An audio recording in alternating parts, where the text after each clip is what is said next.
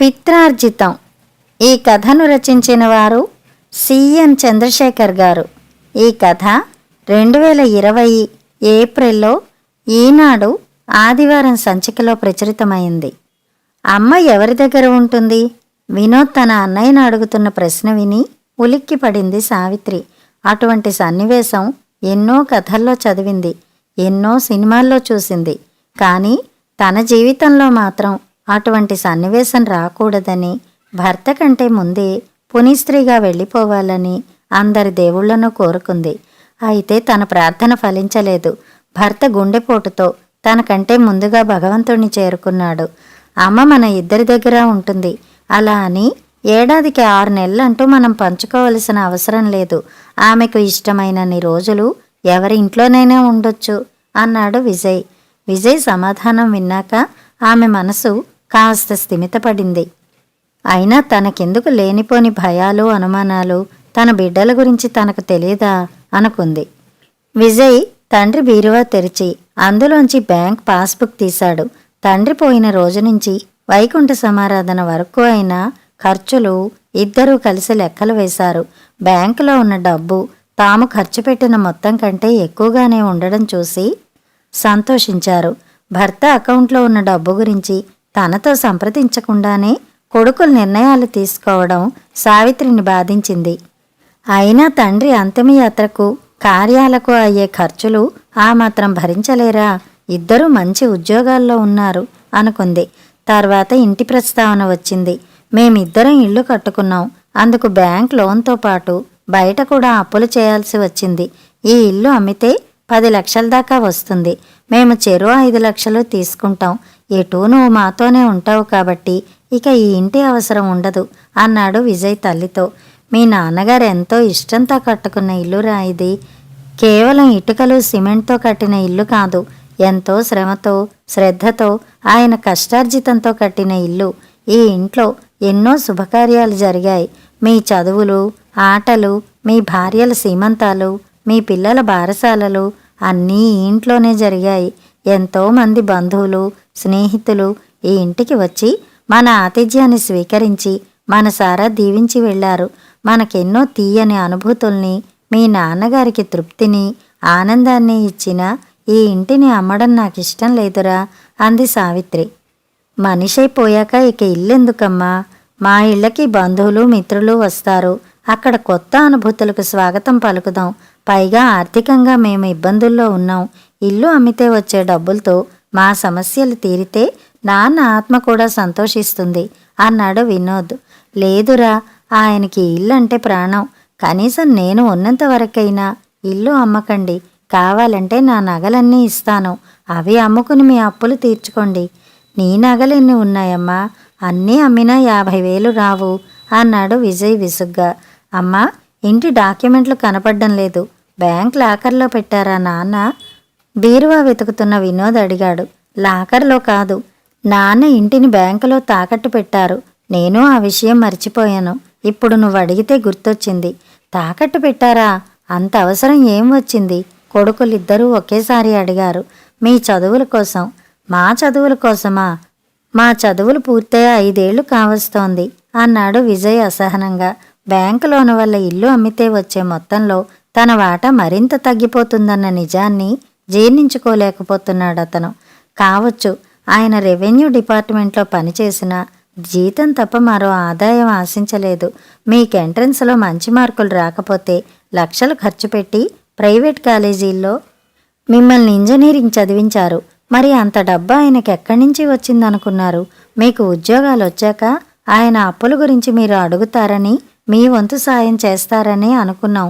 కానీ మీకు ఆ ఆలోచన లేకపోయింది. మీ ముందు చేయి చాచడానికి ఆయన ఇష్టపడలేదు. ఆ అప్పు అలాగే నిలిచిపోయింది. అప్పటికీ తన పెన్షన్ నుంచి కొంత, పై పోర్షన్ బాడుగ నుంచి కొంత బ్యాంకు లోను కడుతూనే ఉన్నారు. ఇంకా ఎంత కట్టాలట? విజయ్ అడిగాడు. 5 లక్షలు కట్టాలి. బీరువా నుంచి తీసిన బ్యాంక్ స్టేట్మెంట్ను టీపాయ్ మీదకి గిరాటేసి అన్నాడు వినోద్. ఏడ్చినట్లే ఉంది. ఈ మాత్రం దానికి ప్రపంచంలో తానొక్కడే ఇల్లు కట్టినట్టు, పిల్లల్ని చదివించినట్టు పోజులు అన్నాడు విజయ్. పిల్లలు భర్తను తేలిక చేసి మాట్లాడుతుంటే సావిత్రికి ఎంతో బాధేసింది. లోను తీసుకున్న ఆయన ఇప్పుడు లేరు కదరా, అయినా ఆ అప్పు మీరు తీర్చాలా అని తన అనుమానం వ్యక్తం చేసింది. ఆయన లేకపోతేనే మేం బతికున్నాం కదా, ఆయన ఇంటికి ఎలా వారసులమో ఆయన అప్పుకు వారసులమే. అయినా అవన్నీ నీకు చెప్పినా అర్థం కాదు, ఇక మమ్మల్ని వదిలేయ్, 2 చేతులు జోడించి విసుగ్గా అన్నాడు వినోద్. సావిత్రి కళ్ళనీళ్లు పెట్టుకుంది. తను చదువుకోలేదు, ఉద్యోగం చెయ్యలేదు, కానీ చెబితే అర్థం చేసుకోలేనిదేం కాదు. భర్త ప్రతి విషయం ఎంతో ఓపికతో తనతో చెప్పేవాడు. అర్థం కాకపోతే వివరించేవాడు. వీళ్లకు అంత ఓపిక లేదు, అందుకే ఇలా విసుక్కుంటున్నారు. వీళ్ల కోసం, వీళ్ల ఆరోగ్యం కోసం తను ఎన్ని పూజలు చేసింది, ఎన్ని రోజులు ఉపవాసాలుంది, ఎంత ఓపికతో అన్నీ అమర్చిపెట్టింది. అవన్నీ వాళ్ళకిప్పుడు గుర్తులేదు, గుర్తు చేసుకోరు కూడా అనుకుంది. ముఖ్యంగా కోడళ్ల ముందు కొడుకులు తన అలా విసుక్కోవడం ఆమెను మరింత బాధించింది. కోడళ్లను కన్న కూతుళ్లలా చూసుకున్నారు తను భర్త. వాళ్లు కల్పించుకుని భర్తల్ని వారించకపోవడం తనకు ఆశ్చర్యాన్ని కలిగిస్తోంది. ఆర్థిక అవసరాలు అభిమానాలను అంతగా చంపేస్తాయా అనుకుంటూ వంటింట్లోకి వెళ్ళిపోయింది. ఉదయం నిద్రలేచిన సావిత్రి గడియారం వంక చూసింది. 7 గంటలు చూపిస్తోంది. అబ్బా, ఇంతసేపు ఎలా నిద్రపోయానో అనుకుంటూ పిల్లల గదిలోకి నడవబోయింది. ఇంతలో కొడుకులు తమ కుటుంబాలతో ఉదయమే ఊరికి వెళ్ళిపోవడం గుర్తొచ్చింది ఆమెకు. రాత్రంతా ఏడ్చి ఏడ్చి నిద్రపోయేసరికి 12 దాటింది. తెల్లవారుజామునే పిల్లల ప్రయాణం. నిద్రలేమి వల్ల తల పగిలిపోతోంది. కాఫీ గొంతులో పడితే గానీ అది తగ్గదు అనుకుంటూ గేటు దగ్గరకు వెళ్ళి పాలబేగలో చెయ్యి పెట్టి చూసింది. అది ఖాళీగా ఉంది. తల్లిని తనతో తీసుకెడుతున్నానని, మరుసటి రోజు నుంచి పాల ప్యాకెట్ అవసరం లేదని పాలవాడితో విజయ్ ముందు రోజు చెప్పడం గుర్తుకొచ్చింది. ఇంటిపై లోను ఉందని తెలిసి ఆ నిరుత్సాహంతో నన్ను పిలుచుకుని వెళ్లడం మర్చిపోయారు ఇద్దరు అనుకుని నవ్వుకుంది. షాపు నుంచి పాల ప్యాకెట్ తెచ్చుకోవడానికి చిల్లర కోసం ఇల్లంతా వెతికింది. ఎక్కడా చిల్లర గాని, కరెన్సీ నోట్లు గాని కనిపించలేదు. తలనొప్పి క్షణానికి అధికం కాసాగింది. ఏం చేయాలో తెలియక నిస్సహాయంగా నిలబడిపోయిన ఆమెకు ఎదురుగా కొక్కానికి తగిలించి ఉన్న భర్త చొక్కా కనిపించింది. ఆశగా వెళ్లి జేబులో చెయ్యి పెట్టింది. కొన్ని 10 రూపాయల నోట్లు ఆమె చేతికి తగిలాయి. ఆమెకు ప్రాణం లేచి వచ్చింది. నీకు నేనున్నాను అని భర్త తనతో అన్న భావన కలిగింది ఆమెకు. ఎప్పుడూ 100 రూపాయలకి సరిపడా 10 రూపాయల నోట్లు జేబులో ఉంచుకోవడం ఆయనకు అలవాటు. ఆ అలవాటే ఇప్పుడు తన అక్కర తీర్చుంది అనుకుంది. కాసేపు భర్త ప్రేమను తలుచుకుని ఏడ్చింది. తర్వాత చెప్పులేసుకుని షాపుకు బయలుదేరబోతుంటే రామయ్య వచ్చాడు. అతను ఆమె భర్త పనిచేసిన ఆఫీసులో అటెండర్. అతని చేతిలోని ఫ్లాస్క్ ఆమె చేతికిస్తూ, పిల్లలు ఊళ్ళకు వెళ్ళిపోయారని విన్నాను, వాళ్ళ పనులు వాళ్ళకుంటాయిగా, మరి మరో 4 రోజులు మీరు వంట జోలికి పోకండి. కాఫీ, టిఫిన్, భోజనం అన్నీ నేను తెచ్చిస్తాను. మంచి శాకాహార హోటల్ నుంచే తెస్తానులేండి. 10 రోజులుగా మనిషిపోయిన బాధతో, వచ్చేపోయే జనంతో బాగా అలసిపోయి ఉంటారు. 4 రోజులు విశ్రాంతి తీసుకోండి. మళ్ళీ ఎటూ మనుషుల్లో పడిపోవాలి, తప్పదు అన్నాడు. సావిత్రి 2 కప్పుల్లో కాఫీ పోసి అతనికి ఒకటిచ్చి తానొకటి తీసుకుంది. అమ్మా, నా కూతురు పెళ్లికి అయ్యగారిని 10,000 అప్పడిగాను. ఆయన తన పిఎఫ్ నుంచి లోన్ తీసుకుని నాకిచ్చారు. ప్రతి నెల అయ్యగారి జీతం నుంచి ఆ లోనుకి అయ్యే కటింగ్ మొత్తం ఆయనకు నా జీతం నుంచి ఇచ్చేసేవాణ్ణి. ఆయన రిటైర్ అయ్యేలోపు ఆ అప్పు తీర్చేయాలనుకున్నాను గాని సాధ్యం కాలేదు. ఆయన రిటైర్ అయినప్పుడు ఆ డబ్బులను ఆయనకి ఇవ్వాల్సిన పిఎఫ్ నుంచి పట్టుకున్నారు. నేను ఈ నెల రిటైర్ అవుతున్నాను. నాకొచ్చే డబ్బుల్లోంచి మిగిలిన బాకీ మీకు ఇచ్చేస్తాను. అటువంటి గొప్ప వ్యక్తి అప్పు ఎగ్గొడితే నాకు మంచి జరగదమ్మా. ఆయన దేవుడమ్మా. అటువంటి మనుషుల్ని మళ్ళీ మనం చూడలేం అంటూ రామయ్య ఏడవసాగాడు. సావిత్రి కళ్ళ నిండా నీరు నిండింది. అమ్మా, మీ పెన్షన్ పేపర్లన్నీ నేనే తెచ్చి మీ సంతకం తీసుకుంటాను. ఈ విషయంలో మీకు సహాయం చేయడానికి మా ఆఫీసులో అందరూ సిద్ధంగా ఉన్నారు అని చెప్పి రామయ్య సెలవు తీసుకున్నాడు. ఆమెకు మళ్ళీ భర్త తనతో నేనున్నాను అన్న భావన కలిగింది. రామయ్య వెళ్ళిపోయాక రామయ్య తీసుకున్న అప్పు గురించి ఆయన నాకు చెప్పారు. కానీ 10,000 అప్పు తీసుకున్న రామయ్య అది తీర్చాలని తపన పడుతున్నాడే. మరి 25 ఏళ్లు పిల్లల్ని పెంచి పెద్ద చేసి చదివించామే, వాళ్లకు తండ్రి బాధ్యత పంచుకోవాలని గాని, తల్లి ఒంటరిగా ఉంటుందన్న ఆలోచన గాని ఎందుకు రావడం లేదు? ఎందుకు పిల్లలు ఇలా మారిపోయారు? పిల్లలు పెద్దవాళ్ళయ్యాక వారికి తల్లిదండ్రులకి మధ్య ఆర్థిక సంబంధాలు తప్ప ఇంకే బంధాలు ఉండవా? ఆయన పిల్లల్ని ఎంతో శ్రద్ధ తీసుకుని పెంచారు. మంచితనం, మానవత్వం, నిజాయితీ, క్రమశిక్షణ లాంటి సుగుణాలను నూరిపోశారు. ఆయన వాటిని పాటించి చూపించారు కూడా. తన తల్లిదండ్రుల్ని చివరి శ్వాస వదిలే వరకు తన వద్దనే ఉంచుకుని చూసుకున్నారు. తన తల్లి చివరి 3 రోజులు మంచం మీదే ఉండిపోతే విసుగు, అసహ్యం లేకుండా అన్ని రకాల సేవలు చేశారు. అవన్నీ పిల్లలు గమనించారు కూడా. మరి ఈ రోజు వాళ్ళు తమ తల్లి పట్ల ఎందుకింత నిర్లక్ష్యంగా వ్యవహరిస్తున్నారు అనుకుంది. వెంటనే తన ప్రశ్నకు సమాధానం కూడా దొరికింది ఆమెకు. ఆ కాలంలో టీవీలు, ఫ్రిడ్జులు లేవు. సంపాదించిన డబ్బు కుటుంబం కోసం, పిల్లల చదువుల కోసం ఖర్చు పెట్టేవారు. దుబారా ఖర్చులు చేసేవారు కారు. రాబడి, ఖర్చు దాదాపు సమానం కావడంతో పెద్దగా అప్పులు చేసే అవసరం ఉండేది కాదు. తృప్తిగా, మనశ్శాంతితో బతికేవారు. కానీ ఈనాటి పరిస్థితి వేరు. పెళ్ళైన వెంటనే TV, fridge, AC, computer, car అన్నీ కొనేయాలి. వీటిలో చాలా వస్తువులు స్టేటస్ సింబల్గా మారిపోయాయి.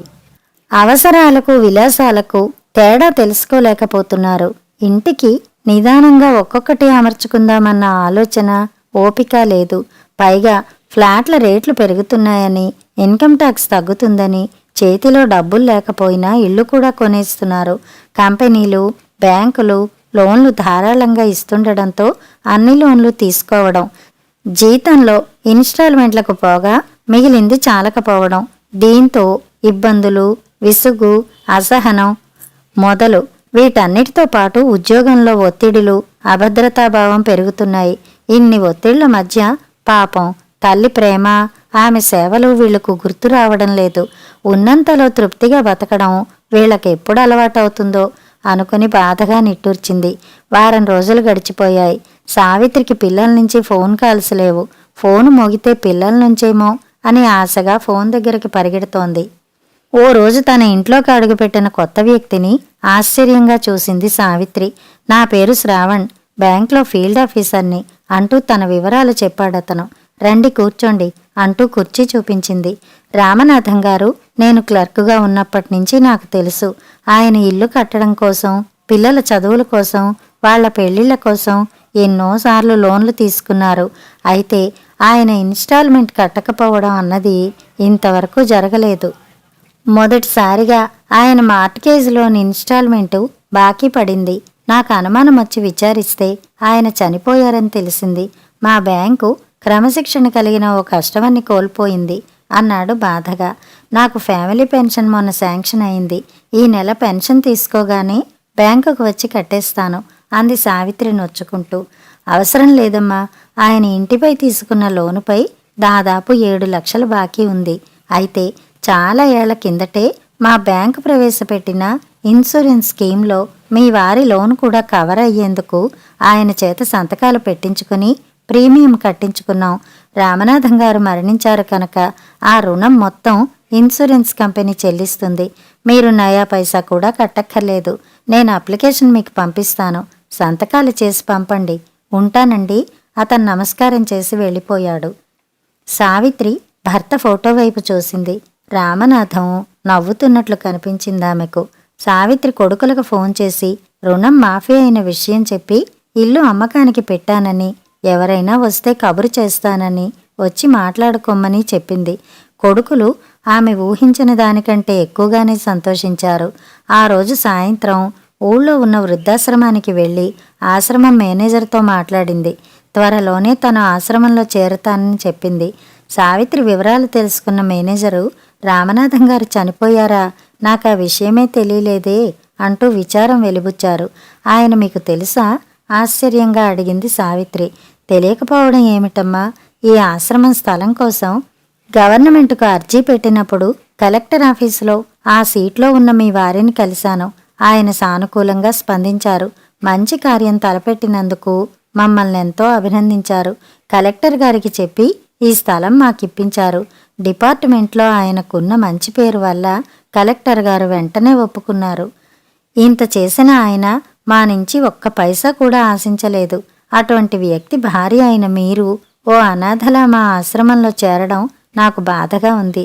మీకు అభ్యంతరం లేకపోతే మిమ్మల్ని మా ఇంటికి తీసుకెడతాను. మాతో పాటు ఉండిపోండి. మిమ్మల్ని మా అమ్మలా చూసుకుంటాను. సావిత్రి కళ్ళల్లో నీళ్లు తిరిగాయి. భర్త మంచితనం గురించి తెలుసుగాని అది ఎంతమంది మనసుల్ని గెలుస్తుందని తను ఊహించలేదు అనుకుంది. మరణించి కూడా బతికి ఉండడం అంటే ఏమిటో ఆమెకు అర్థమైంది. వద్దండి, నా వల్ల ఎవరికీ ఇబ్బంది ఉండకూడదనే పిల్లల్ని కూడా కాదనుకుని ఇక్కడికి వస్తున్నాను. పైగా ఇక్కడ ఉంటే నాకు కాలక్షేపం కూడా అవుతుంది. మీరు ఆ మాట అన్నందుకు నాకు చాలా సంతోషంగా ఉంది. మీరు పిల్లా పాపలతో కలకాలం చల్లగా ఉండాలి. నేను ఇల్లు అమ్మకం పనులు పూర్తయ్యాక వస్తాను అంటూ అతని దగ్గర సెలవు తీసుకుంది. ఒకరిద్దరు సావిత్రికి ఫోన్ చేసి ఇల్లు కొనడానికి తమ ఆసక్తిని వెలిబుచ్చారు. ఓ ఆదివారం కొడుకుల్ని రమ్మంటానని, ఆ రోజు వచ్చి మాట్లాడమని వాళ్లతో చెప్పింది సావిత్రి. మరుసటి ఆదివారమే కొడుకులు భార్యలతో వచ్చారు. ఆ ఆదివారం ఉదయం ఇంటి గురించి మాట్లాడడానికి వచ్చిన వ్యక్తిని చూసి, మీరు మా ఎదురింటి మేడపైన ఉండేవారు కదా అని అడిగాడు వినోద్. అతను, అవును, నా పేరు రామారావు అంటూ తన వివరాలు చెప్పసాగాడు. తర్వాత, మేము చాలా ఏళ్ళు ఆ ఇంట్లోనే ఉన్నాం. ఏడాది క్రితమే ఇల్లు చాలక వేరే ఇంట్లోకి మారాం. మీ ఇంటి మండువ మా గది కిటికీ నుంచి బాగా కనబడేది. మీ కుటుంబం మమతానురాగాలకు, తీపి అనుభవాలకు ప్రతీకలా అనిపించేది నాకు.